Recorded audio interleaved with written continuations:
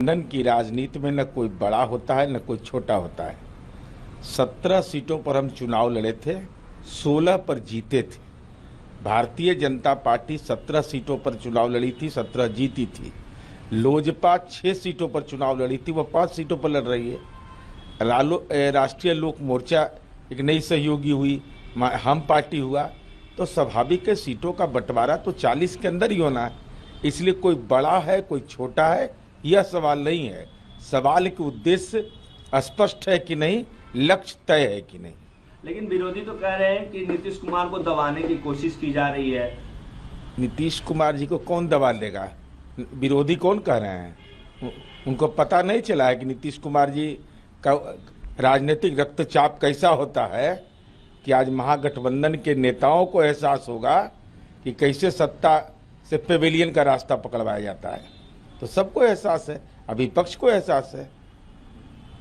NDA घटक दल का एक हिस्सा पशुपति पारस लोक जनशक्ति आरएलजेपी था, लेकिन उन्हें जगह नहीं दी गई। लोकसभा चुनाव में सीटों में जगह नहीं दी गई। अब खबर ये भी निकल के आ रही है कि मोदी कैबिनेट से वो इस्तीफा दे सकते हैं। आप लोगों के साथ लंबे वक्त तक साथ थे, नीतीश कुमार के करीबी भी हैं, किस तरीके से देख रहे हैं?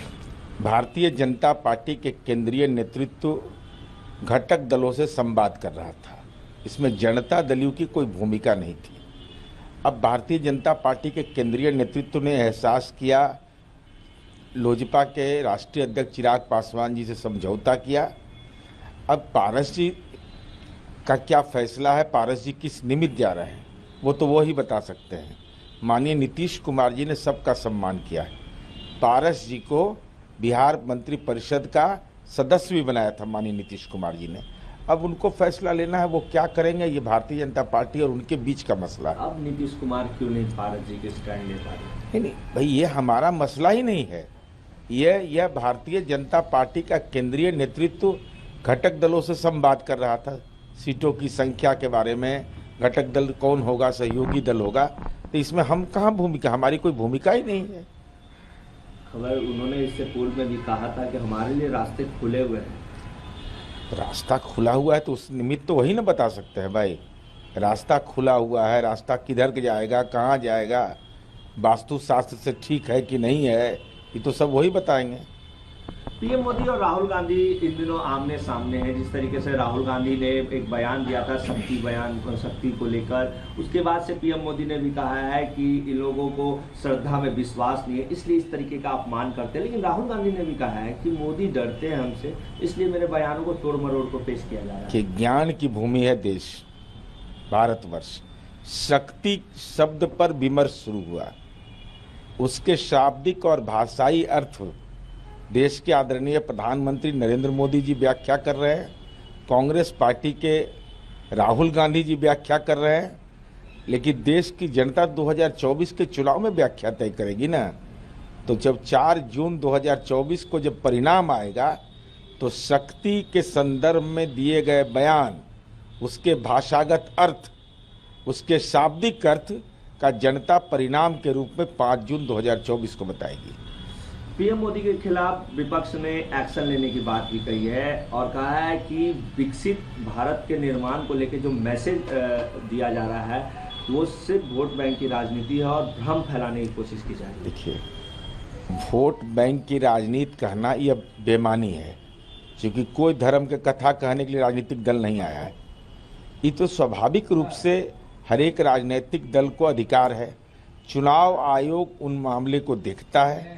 अब विपक्ष को शिकायत करने का अधिकार है। चुनाव आयोग स्वतंत्र निकाय है, अगर चुनाव आयोग का संज्ञान लेगा तो चुनाव आयोग स्पष्टीकरण पूछेगा। इसलिए वोट बैंक की राजनीति से इसको जोड़ करके अगर विपक्ष देख रहा है तो ऐसा नहीं है कि वो मठ चलाने वाले लोग हैं, मंदिर चलाने वाले लोग हैं, वो भी तो राजनीति करते हैं। इसलिए चुनाव आयोग तय करेगा।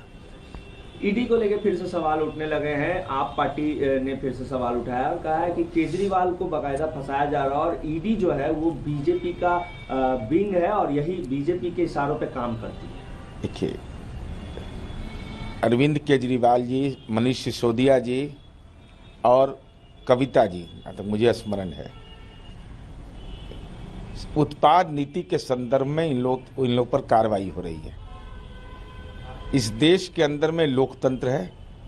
आज लोकतंत्र नहीं रहता तो अरविंद केजरीवाल जी दिल्ली के मुख्यमंत्री नहीं होते। तो न्यायपालिका है ना, अगर ईडी का राजनीतिक इस्तेमाल करने की बात आप सार्वजनिक रूप से कह रहे हैं तो न्यायपालिका में जाके इस बात को कहिए कि हम प्रताड़ित हैं, परेशान हैं।